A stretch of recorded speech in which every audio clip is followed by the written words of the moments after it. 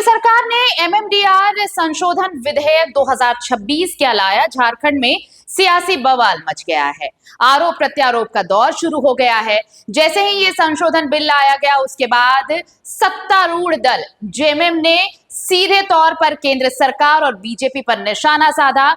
बाकायदा एक लंबा चौड़ा पोस्ट भी किया मुख्यमंत्री हेमंत सोरेन ने अपने सोशल हैंडल पर, और ये कहा कि बड़े आंदोलन की तैयारी कर रहा है जेएमएम, और ऐसा आंदोलन होगा कि पूरा देश देखेगा, क्योंकि ये सिर्फ और सिर्फ झारखंड के विकास को रोकने वाला बिल है। ये सब कुछ उन्होंने लिखा। तो अब देखिए, बीजेपी तो इस पर जवाब दे ही रही थी, लेकिन आज आजसू की तरफ से भी प्रतिक्रिया आई। आजसू सुप्रीमो सुदेश महतो ने बाकायदा इसे लेकर एक प्रेस कॉन्फ्रेंस की। उन्होंने कहा कि जेएमएम अगर इस बात को कह रहा है कि इससे राज्य का विकास अवरुद्ध हो जाएगा तो ये सिर्फ और सिर्फ उसकी छटपटाहट है।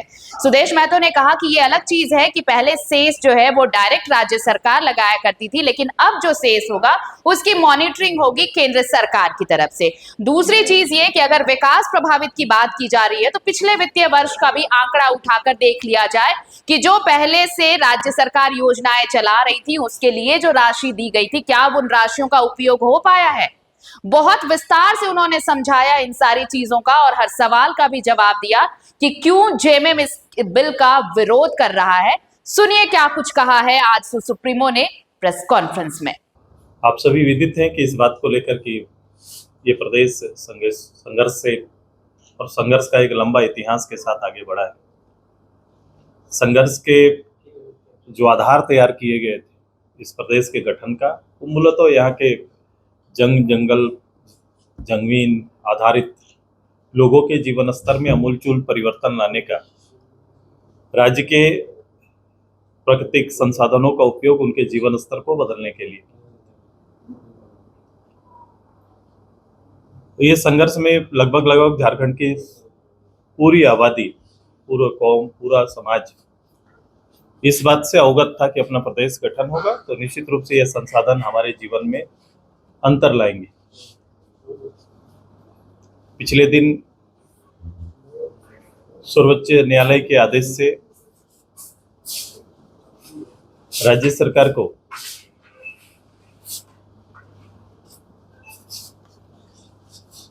सेस लगाने का अधिकार प्राप्त हुआ कि राज्य सरकारें अपने राज्य के हितों की सुरक्षा के लिए ऐसा कर सकती। उसी पर केंद्र सरकार ने एमएमडीआर अधिनियम के तहत संशोधन लाया है कि अब चूंकि जिस समय सर्वोच्च न्यायालय ने ये प्रावधान राज्य सरकार को दिया था उस समय उन्होंने कहा था केंद्र सरकार चाहे तो बिल ला सकती है। केंद्र सरकार ने बिल के रूप में लाया और सर्वोच्च न्यायालय से जो राज्य सरकार के जो अधिकार मिले उसके तहत राज्य सरकार मिनरल लैंड सेस लगा सकती है। अब ये स्वतंत्र रूप से नहीं लगा सकेगी। जो उच्च न्यायालय का था आदेश उसके तहत ये लगा सकती है सेस, लेकिन अब इस प्रावधानों के बाद राज्य सरकार सीधे तौर पर सेस लगा नहीं सकती। लेकिन उसी के अधिनियम धारा 9D का प्रावधान है कि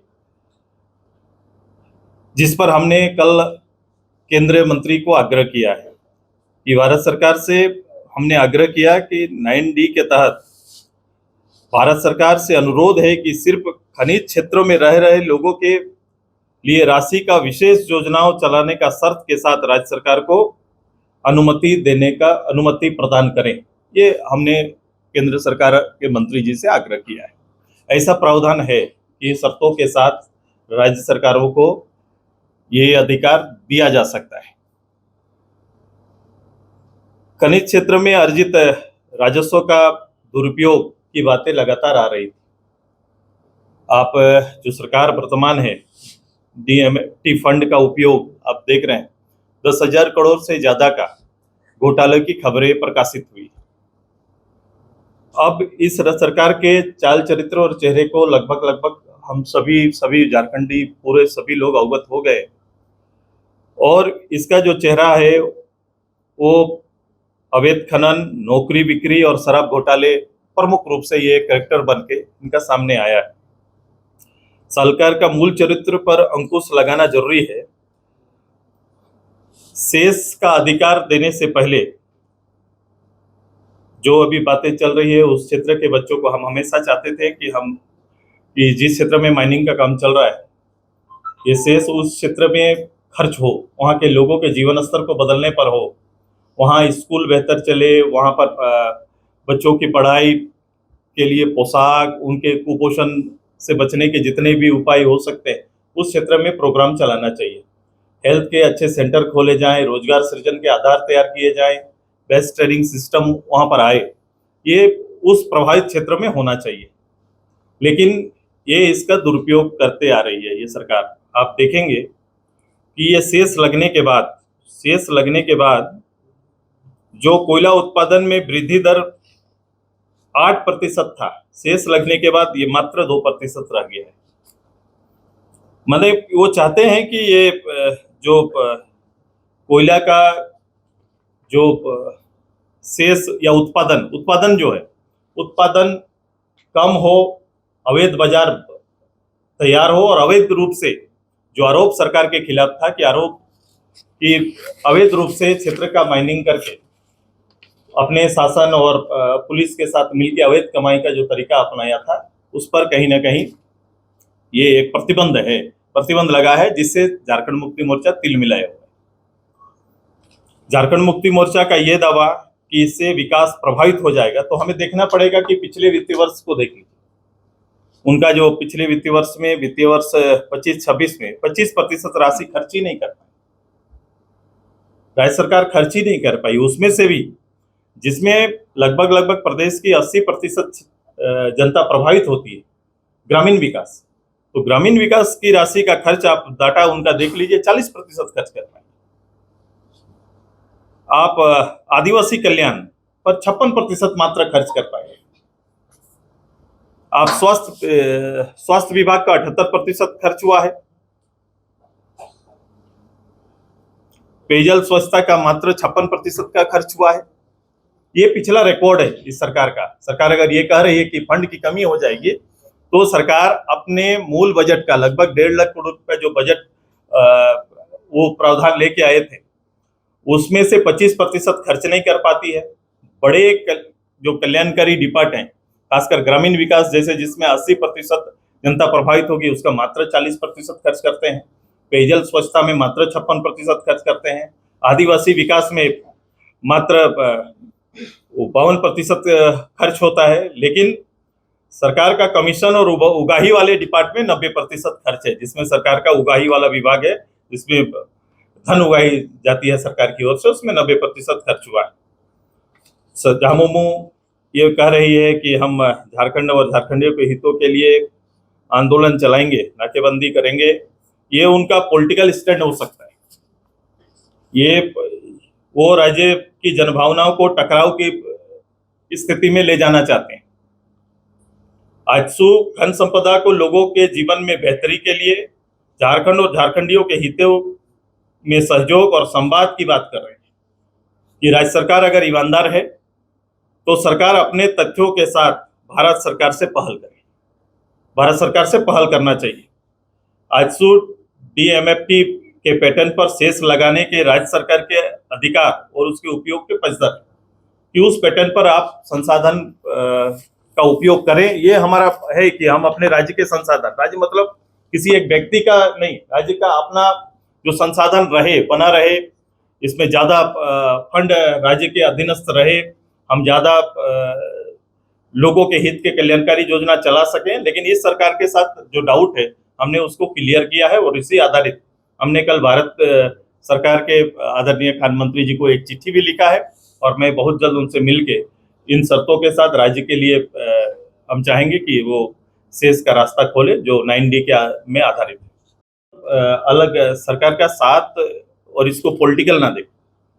मैंने शुरू ही किया इस बात को लेकर कि राज्य के संसाधन बेहतर हो और संसाधनों का उपयोग हम अपने लोगों के लिए बेहतर कर पाए।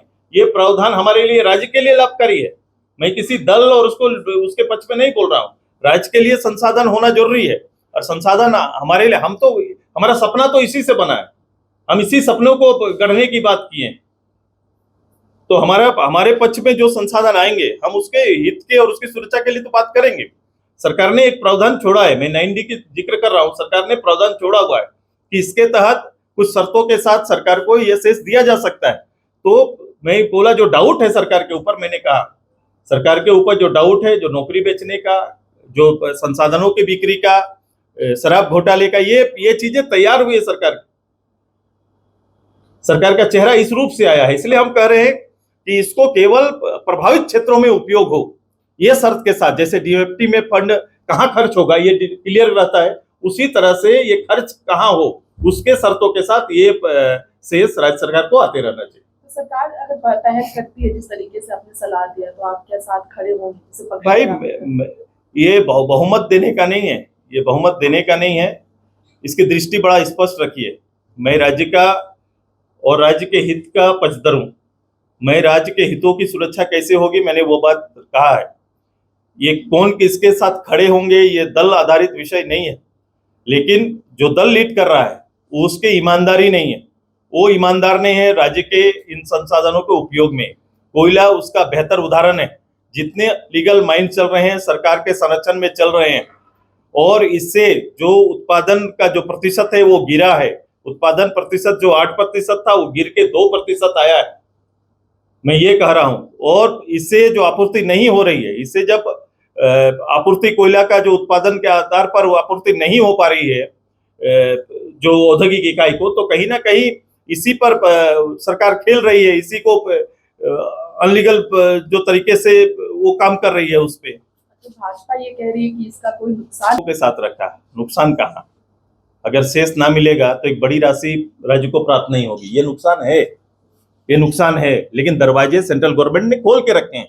दरवाजे 9D मैंने कहा कि प्रावधान के तहत खुला हुआ है कि उसके तहत राज्य सरकार पहल करे। मैं भारत सरकार से ये बात कहने के लिए गया कि 9D का उपयोग करते हुए शर्तों के साथ शेष लगाने का अधिकार राज्यों को दे, ये चाहते हैं, और उसकी निगरानी होनी चाहिए।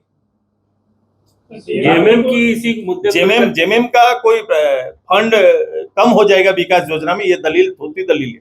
मैया योजना से जोड़ रहे हैं इसको, मैया योजना बंद हो जाएगा।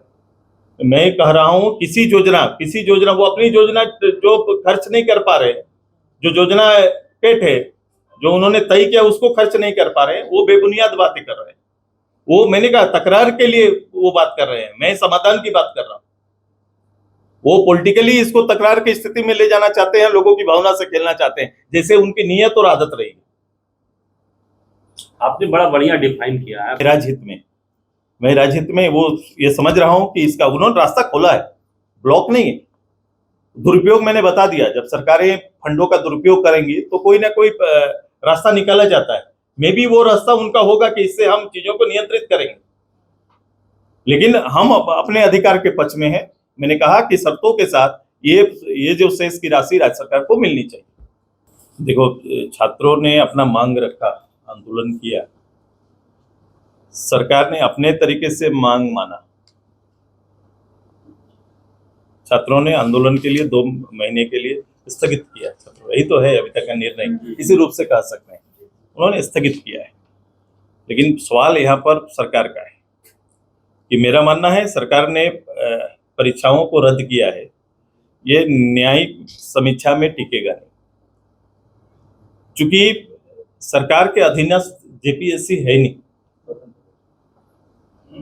तो निरस्त करने का अधिकार उन्हीं को था, ये सरकार ने किया है। तो सरकार सरकार ने छल किया है बेसिकली। जिसको जो अधिकार है वो अधिकार के काम करेंगे ना, सरकार कैसे तय कर देगी? जब स्वतंत्र बॉडी को परीक्षा निरस्त करने का या कैलेंडर निकालने का ये नहीं कर सकते थे ना, तो उन्होंने छल किया, सरकार ने छल किया है। और ये देखिएगा 8-10 दिन के बाद ये चीजें सामने आएंगी। सीआईडी ने हमारा उच्च न्यायालय में जाके ये बताया कि भाई इसमें किसी तरह की कोई गड़बड़ी नहीं, सीआईडी का रिपोर्ट, आप इनको हम लोग नौकरी दे सकते हैं, ये सरकार का रिपोर्ट दिया हुआ था। उसी सीआईडी अभी जांच कर रही है, बोल रही है बहुत गड़बड़ी है। मामला पैसा लेके नौकरी बेचने का आया है, पैसा लेके नौकरी बेचने का मामला आया है, तो ये एक क्रिमिनल आपराधिक मामला है। और आपराधिक मामला को देखने के लिए आपराधिक मामला को देखने वाली एजेंसी का चयन होना चाहिए। इसीलिए इसकी सीधी सीधी सीबीआई मांग हम लोग कर रहे हैं कि सीबीआई जांच होनी चाहिए। ये रिटायर्ड जज से ये नहीं होगा, ये सही दिशा में नहीं जाएगा, बड़ा क्लियर है।